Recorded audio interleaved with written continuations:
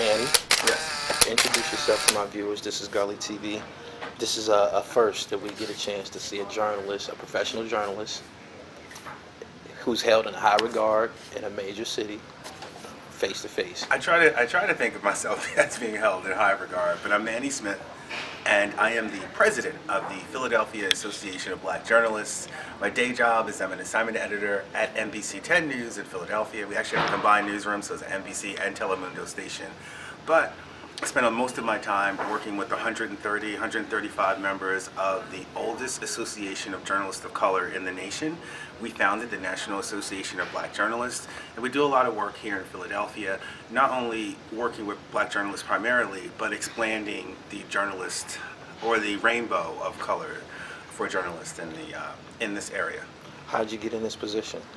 I was elected by the members after running for a second time. I got elected, and to be honest, it's probably one of the highest honors I've had a chance to be able to work on. P.A.B.J is a legacy organization. We're a civil rights organization. We started 45 years ago, and I think I'm here at a pivotal point where we are trying to transform our mission. We're always going to fight for advocacy in newsrooms. We're always going to fight for equity and coverage, but bottom line, I think, and by the way, I'm fortunate to work for a company, Comcast, that says, hey, take some time to do this important work. But they're never going to say, hey, Manny, you're doing such a great job that Comcast is going to tell black stories all the time. That's just not the business model. So I think it's important for organizations like ours to start investing and supporting entrepreneurial ventures that can let our community own and manage the stories that we tell. And for communities of color, that's not always the Wall Street Journal or the New York Times or NBC Nightly News even. It's podcasts. People are on blogs. People are reading magazines. People are consuming information that's different in different ways. And so not only does P.A.B.J need to support and encourage those different avenues for our folks to enter those different avenues, but we need to encourage investment in those from those larger companies to kind of keep that ecosystem going. My biggest example is the R. Kelly documentary. That was a show that came out on Lifetime, which is not a news network, produced by a young woman who probably doesn't identify primarily as a journalist.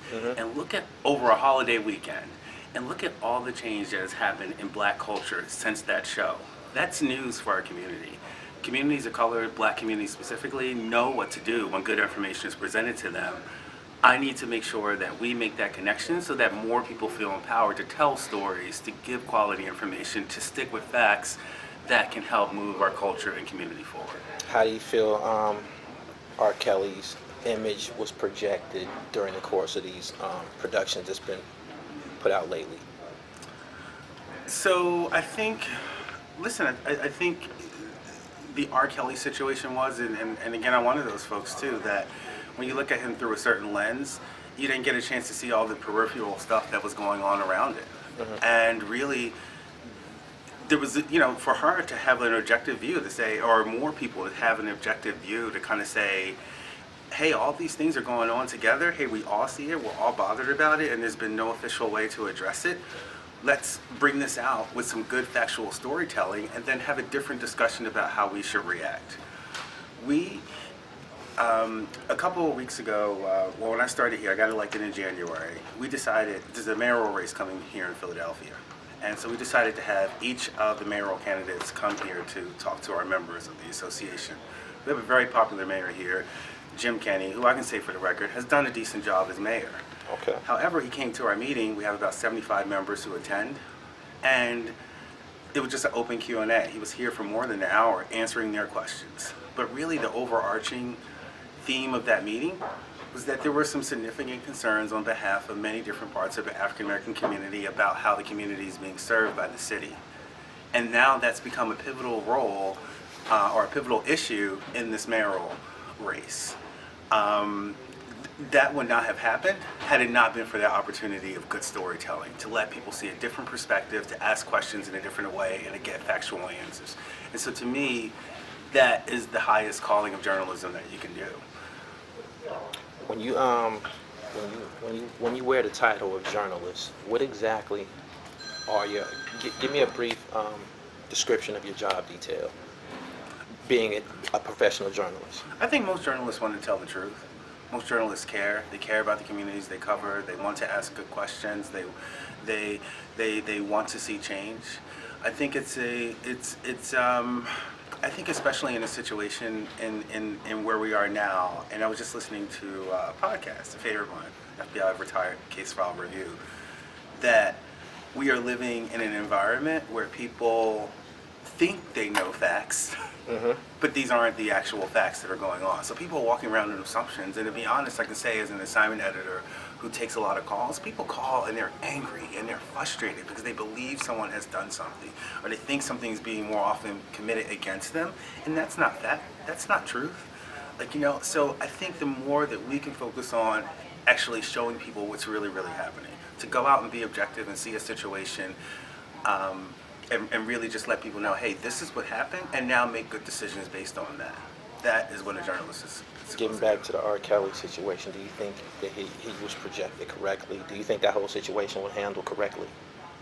With R. Kelly, I think that. So I don't want to pretend to be an expert on R. Kelly. No, go ahead. I saw the documentary, and I can talk about him as a citizen, and as I've seen it. I think there were many instances where more questions should have been asked. There certainly was entree into points where he should have been investigated differently.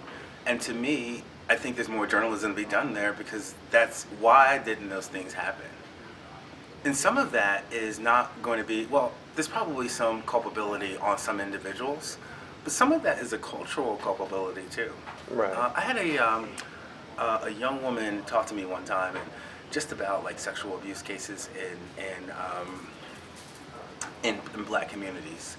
And she came up and she says, why isn't it that black men stand up for black women whenever they talk about, hey, I've been abused, or share their stories?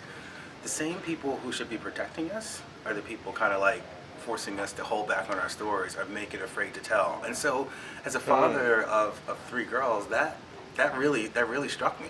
Is that something that we're only affected within the black community? Do you feel like it's that way for other races as well? I can speak mostly from my experience with the black community and that, but I think there's something to be said that you don't want, listen, as a man, I don't want an environment where people just level accusations and then all of a sudden you're guilty. But I also want an environment that's supportive, where people can feel free to, let people know that, hey, something bad happened to me. I'm uncomfortable about what happened to me, and feel like they'll get a fair hearing and that something will be done about it. It's probably more important to have that. I'm going to say as a man, I can defend myself against charges all day long. I wouldn't want a young woman or even an older woman to feel like, hey, something's happened to her that she disagrees with and she has no recourse. Right. Do you have a platform where any of your views, writings are available? So I feel like I don't have a personal platform to do that. I kind of feel like, so as an assignment editor, I represent the values and the standards of NBC News. So I am proud of the fact that I'm an editor. And so a lot of my work is evaluating facts and making sure they get onto the air, and coaching reporters and producers and making those bigger decisions about what we cover as a newsroom. And especially as this organization too, I try to make sure that I reflect the values of us as a journalism concern as a whole. So that doesn't always get a byline, but we talked about the mayoral debate that we had here. Sometimes I feel like taking that perspective helps me to advance the culture and our goals all together. In that mayoral forum that we did, certain candidates are reluctant. It makes a difference when the president of the Association of Black Journalists just says, hey, you know what, you don't have time to talk to the black community? I can make sure I can share that point of view too. You said you do editing, so you have somewhat like the last say-so on what we actually see on television? I don't have the last say-so. I think I'm part of a collaborative process. So, sometimes we will talk about stories and how we cover them. A good example was last weekend. There was an unfortunate case about an 18-month-old who was left on a corner by her mom, who was drug addicted, and the police needed some help identifying this young lady. that story is problematic for a couple of different reasons. You really don't put juveniles on television without their parents' permission. Right. We don't know what the circumstances were leading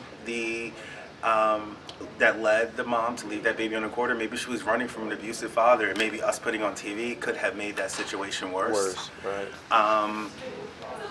So we really had a long discussion in our newsroom about, hey, but this was a situation that, hey, the police saying, hey, we really need some help. There's some investigative details that we don't want to release right now, given the context and the circumstances of the case. So we needed to have a full conversation about how we did it. Unfortunately, we were able to work with the police. We were able to help that young lady, young baby, get identified, Right. and that led to some help for the mom.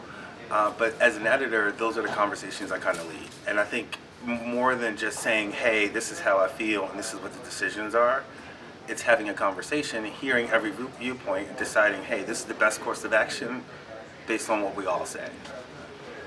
Been a great guest, Manny. I think it's very important that the youth who follow my platform, it's very important that they get to see black males in positive images as opposed to always seeing us in handcuffs with a styrofoam cup in our hand, drinking syrup, whatever, abusing drugs. So yeah, I really appreciate you getting on No, my it's platform. important for me to be here on this platform, and thank you for inviting me. And I want to say to your viewers too, is that, listen, if you are in the business of telling stories about black people, if you're a black person telling stories, I don't want you to run from that connection of being a journalist.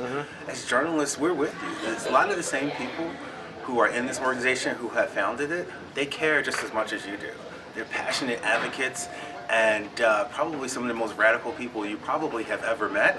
It's just that 20, 30 years ago, they didn't have YouTube. They didn't have Facebook. They didn't have these on-ramps onto being able to tell their stories without being at these mainstream publications, where even in some points to keep a regular job had to compromise themselves just a little bit to keep and hold on to those roles. So it's important for you to kind of like partner with them so that we can keep this rich history of storytelling in our community alive, that we can work together to make sure that these larger institutions invest in this ecosystem, and that we start to grow our own platforms where people can tell our rich stories. Because the only way we get to where we're going is with truth and justice.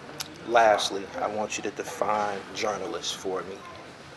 So those who aren't conventionally educated, just break it down in a layman's terms exactly what a journalist is. I refer to myself as a journalist, actually, except a lot of my, I don't typically write at this time, but they come out by way of a visual, you know what I'm saying? And it actually does require a level of writing behind the scenes. It does, yes. Writing and communication is always important. People will always probably see your writing before they see you. So it's definitely a core skill to have. But again, I think the main thing that journalists can remember, and even if you see yourself as a host or whatever, you have to remember, and I know that sometimes this does not get, especially in the social media universe, doesn't get played up enough. You see a lot of us, unfortunately, with selfies at a party or getting ready for our show. But if you're being a good journalist and a good host, the story is not about you. You're there to tell good stories about other people. You're there to help other people explain their point of view. And as long as you keep the lens on them and making sure that you are showing them in the best possible light as possible. We talked about R. Kelly a little bit.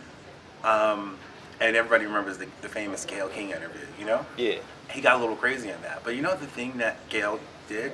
She kind of stayed calm. She stayed relaxed. Now, what he did on camera was up to him, but I think she gave him a fair platform to show his point of view in the space where he was not having his own point of view told.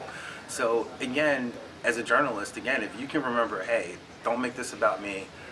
I want to make sure that these other people get their stories told, and I want to contribute to the conversation in that way, not just make it about my own personal feeling, then that you're doing the job the right way. Do you think minorities are portrayed? Do you think it's fair the way minorities are portrayed when it comes to a situation like R. Kelly or a situation like Bill Cosby, when you have people of other races who have done similar, transgressions, law breaking, Charlie Sheen? So I hear what you're asking, and I want to give you a different frame on that answer. Is that, do I really think that in 2019 we're dealing with folks who like deal with black people during the day and go to KKK meeting at night? I don't think there's very many of those guys. I think most of these issues have to do with people having cultural context. Mm-hmm. I don't always necessarily understand everything that happens all the time. We a couple of days ago, P.A.B.J, we had an issue with the Philadelphia Tribune. This is the oldest black newspaper, happens to be here in Philadelphia. And they wrote an issue about transgender people being involved, being allowed into sororities. And they wrote an editorial, very strong opinion piece, which is really offensive, offensive to members of the transgender community. In saying that, it took a little while for me as a 40-year-old straight male to be educated on the issue as to why it was offensive and what was said. And so me being open to that conversation, being able to hear it, to have and then go have a productive conversation with the Tribune, resulted in them publishing a counter editorial from somebody from their community. So I think what we need to do again is just, and this can happen in journalism spaces, is just be open to conversations, be open to spaces, and not be so quick to label people as racist or you're not for me. No, let's find a way to say, hey, you know what, you said something that was offensive to me. I understand maybe where you're coming from, but be open to a conversation where I can educate you, and so you can do better the next time. Great explanation. Again, you've been a great guest. Go ahead and drop out. Tell my viewers where they can find you at. They can keep up with some of the things that you're doing. You can always find us online at PhillyABJ.com, and I'm on Twitter at Manuel Smith or Manuel McDonald Smith on Facebook. I love connecting with people on social media and online, and I always encourage people. We meet here monthly in Philadelphia. Our meetings are open. You don't have to be a member to come for the first time. So come and just, experience the richness of this organization. Break down the acronym again. You've been running it off. Yes. P.B.J. P.A.B.J is the Philadelphia Association of Black Journalists, and I'm always proud to say it's the founding chapter of the National Association of Black Journalists. Okay. One more thing.